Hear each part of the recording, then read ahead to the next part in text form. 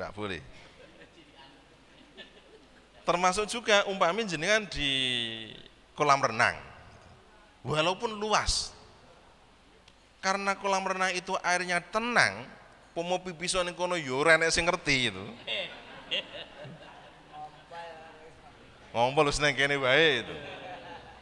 Ya tetap bening saja itu. Itu tetap hukumnya makruh, jangan di situ itu.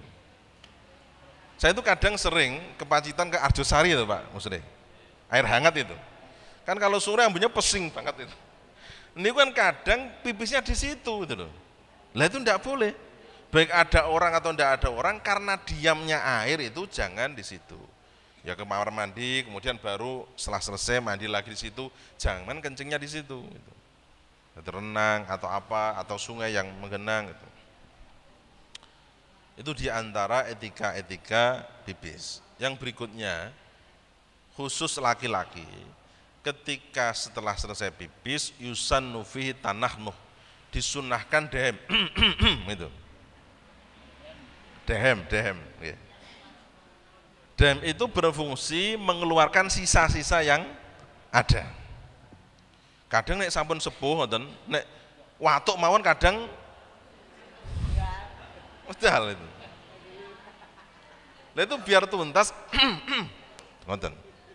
Terus ketika sudah itu, makanya jenengan umpama nyapu tong lanang jeneng kok au itu. Itu fungsinya untuk itu sunnah namanya tanah nuh.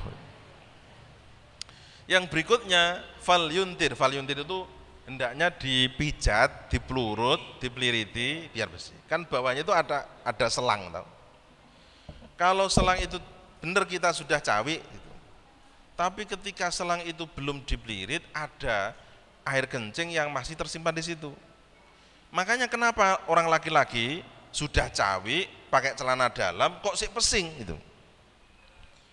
Karena ketika ini tidak dibersihkan, kepenet, maka ini keluar air kencing. Ketika keluar air kencingnya, ya berarti najis. Loh ini bermasalah.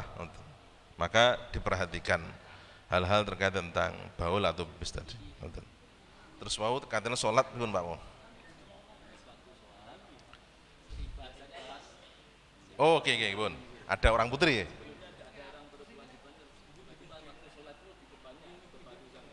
Oke. Oke. Enten kasus ngeten. Ketika ziarah sama-sama rombongannya banyak. Laki-laki kemudian sholat di situ. Tiba-tiba sahabat dapat 1 rakaat atau 2 rakaat, ada perempuan kemudian di depannya terus duduk di situ atau langsung sholat di situ. Bagaimana sholat kita? Sholat kita tetap sah. Bahkan pun toh kalau kemudian perempuannya sudah ada di situ, kemudian kita sholat di belakangnya, tetap sholatnya sah, tapi hukumnya makruh. Makruh itu tidak baik. Lah karena kondisi kita kan sholat duluan, terus orang putri datang berikutnya, yang tidak kita kendaki, ya berarti tetap kita sholatnya diteruskan dan itu tetap sah. Kalau kemudian urutan idealnya orang jamaah itu kan imam, kemudian laki-laki yang alim-alim, pinter-pinter, yang sepuh-sepuh, kemudian yang biasa, baru anak kecil, setelah anak kecil baru perempuan dan seterusnya. Itu idealnya. Tapi ketika kita sholat sudah normal, tiba-tiba ada perempuan di depan, ya tetap kita lanjutkan sholatnya dan sholat kita tetap sah. Itu nomor-nomor. Oke. Ada lagi. Yeah. Ada anak kecil, dia belum dihitan, sholatnya di depan. Hukumnya makruh. Artinya begini, kalau anak kecil itu bisa kita geser mawon, tinggoni le, rodok rono le, bagi orang dewasa. Tapi kalau anak kecil itu mumayyiz itu begini, dia sudah pintar, kalau sholat ya ndak rame, ya kelas anak 4 atau 5 SD ke atas itu, harus ngerti rukunnya dan seterusnya. Walaupun sholatnya itu dikatakan tidak suci karena belum khitan, tapi dia berpahala. Berpahala karena mau latihan sholat. Yang ndak boleh itu anak kecil yang loya melayu, gak karu-karuan itu loh. Niku digeser mawon, mburi. Ojo terus, nah ini kene terus akhirnya pertama Allahu Akbar jejer rapi, ketika imamnya Allahu Akbar Fatihah melayu kabeh gitu. Nggih. Lah niku jangan kalau kemudian ini dipotensinya anyak ini ndak sampai selesai wis ketoke dolanan neh, mikir mburi. Ngoten. Karena satu, membuat soft nanti kosong, kedua, mengganggu kekhusyuan jamaah yang lainnya. Begitu. Ngaten melih. Monggo Bu nggih. Waalaikumsalam warahmatullahi wabarakatuh. Nggih.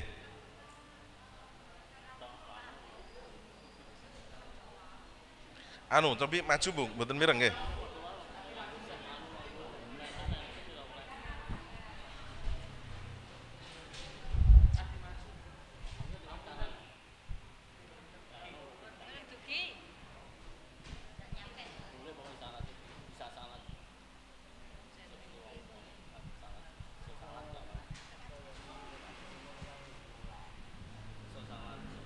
Assalamualaikum warahmatullahi wabarakatuh.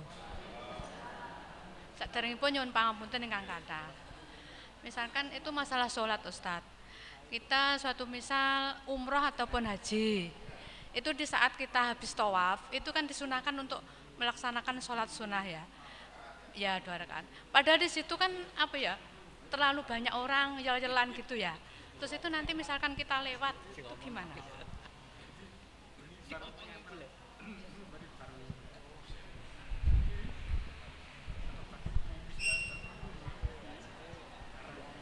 Terima kasih. Kita itu kan tidak boleh lewat di depannya orang yang sholat. Tapi kondisinya krodet itu uyal-uyalan, macet, krodet apa jenenge desak-desakan. Gimana kalau kemudian kita lewat sama orang, biasanya ba'da tawaf itu kan 2 rakaat ba'da tawaf. Di belakangnya makom Ibrahim. Sebaiknya gini, ketika dia itu sholat, jangan di posisi matof itu tempat tawaf, tapi agak di belakang. Biasanya ada satirnya Bu, setinggi pinggang itu yang diseret-seret rek itu, sholatnya di situ.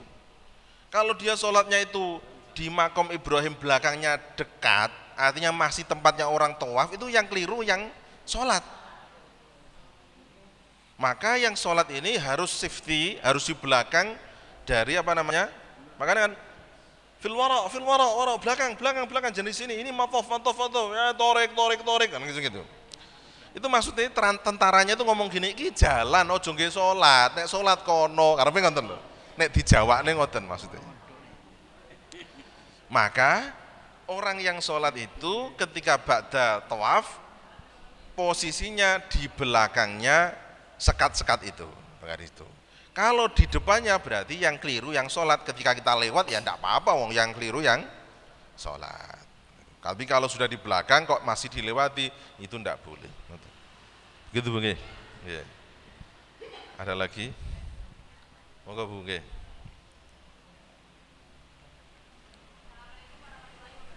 Salam nggih. Oke.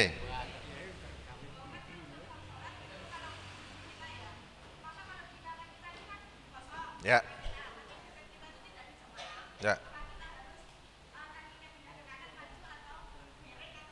Oke. Oke, makasih. Posisi mengisi soft di depan kita sebelah kanan. Kanan kita yang sejajar kosong. Itu sebaiknya menyerong langsung menuju posisi, atau kanan dulu maju, atau maju dulu terus kemudian kanan. Itu semuanya boleh, tapi jangan nyerong. Kalau serong itu dikhawatirkan posisi badan shoder dada itu beralih dari kiblat menuju ke tidak kiblat. Padahal posisi orang sholat itu wajib dadanya harus menghadap kiblat. Bahkan sampai salam pertama. Salam pertama hukumnya wajib, berarti dia masih posisi sholat. Ketika orang itu sholat, kemudian salamnya begini Bapak Ibu. Ini mungkin sebagian juga saya temui. Assalamualaikum warahmatullahi. Dadanya ikut gerak dia, kanan. Ketika dia itu sholat, wajib menghadap kiblat dadanya, baik posisi duduk, posisi berdiri. Kalau dia geser begini, maka batal. Kalau dia salam pertama, Assalamualaikum warahmatullahi, ini kan dadanya sudah beralih dari kiblat, itu sholatnya batal loh. Maka kalau tadi ibu mau ke kanan kemudian ke depan, monggo bagus, tidak masalah. Atau maju dulu, baru kemudian ke kanan, boleh. Tapi jangan apa? Nyerong. Dikhawatirkan nanti posisi dadanya tidak menghadap ke kiblat. Makanya ibu-ibu kalau kemudian sholat, terus kepo ini pengen ngerti loh, enak tamu-tamu ini sopo yo gitu. Itu jangan badannya yang berpaling, tetapi hanya bagian kepala. Siapa itu? Oh siapa yang? Nah itu.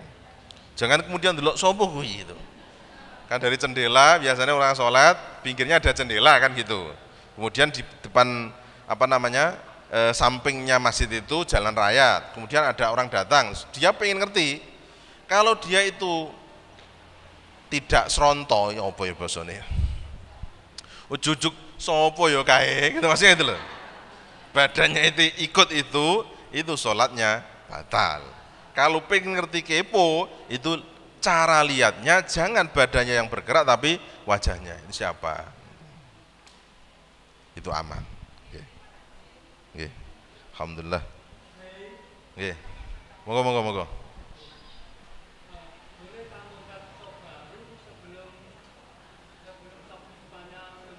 Oke. Boleh mboten membuat soft baru padahal depannya itu belum penuh. Ketika orang sholat itu tidak memenuhi soft, maka dia tidak dapat fadilah soft. Artinya, nyun sewu, enten sholat, ini pomo kasus, satu soft kemudian penuh, dia sendirian di belakang, mboten ikut derek depannya, maka sendirian ini hukumnya makruh. Dia tidak dapat fadilah soft, fadilah 20 derajat jamaahnya dapat, tapi fadilah softnya tidak dapat. Oke. Maka sunahnya bagi orang tahu, loh tiba mburiku seenek jamaah kursi ji, ya wis depannya itu ngancani, dia mundur demi ngancani yang belakang. Terus kemudian yang depan itu sampingnya itu geser dikit-dikit agar tidak ada soft yang bolong tadi. Jadi etikanya sama ada orang sudah satu soft penuh, ada datang satu di belakang, maka dia mundur ngancani. Lah yang di depan tadi kosong satu, dia geser dikit-dikit agar di situ tidak kosong lagi. Lah dihitung kosong itu Bu, kalau nyun sewu tempat atau space atau ganggangan itu masih cukup satu orang, maka itu namanya bisa menghilangkan fadilah soft. Tapi kalau sudah tidak cukup, berarti sudah dihitung itu sudah rapat ukurannya. Kalau kita masuk sudah tidak bisa, berarti ya sudah. Makanya nyun sewu ada orang yang sajadahnya wombo-wombo. Nek sajadah loro iku dijejer kuwi kanggo wong telu cukup. Maka walaupun itu sajadahnya orang lain, kemudian kita datang numpang di situ boleh. Karena dia menggosop, menghai yang seharusnya orang lain bisa berada di situ. Makanya pomo nyun sewu, jenengan pas gowo sajadah ombo terus masih cukup, monggo Bu mriki, tidak apa-apa, menginjak sajadah kita tidak apa-apa. Daripada sajadah kita sama sajadah lain digabungkan, tengah-tengah iku sik ombo kosong. Tidak boleh. Diisi mawon, wonten diisi.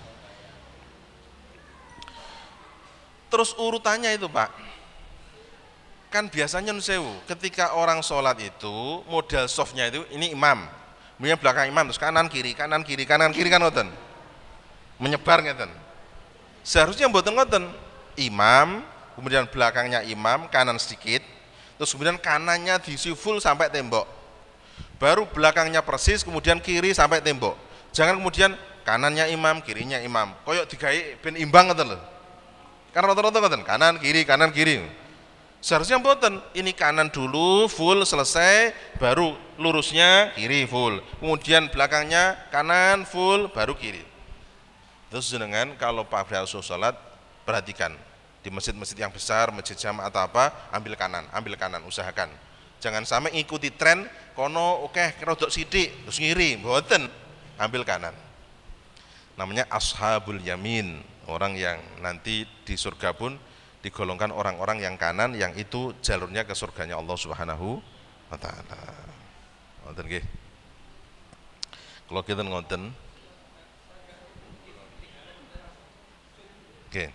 Ketika orang sholat jamaah, karena imamnya sudah rukuk kan cepet-cepet Allahu Akbar, terus kemudian baru atau Allahu Akbar langsung meletakkan tangan di dada fi sodr seperti ini, tangan kanan berada di atasnya tangan kiri, itu hukumnya sunnah. Kalaupun orang sholat tidak meletakkan ini pun tetap sah. Lah orang yang nyusul imam itu kalau masih dimungkinkan kita Allahu Akbar sedakep sik terus lagi rukuk, masih menemui rukuknya imam, kita sedakep. Tapi kalau kita dimungkinkan sedakep dhisik lagi iki imamnya sudah berdiri dari rukuknya, dan ketika berdiri kita tidak dapat rukuknya kan tidak dapat satu rakaat.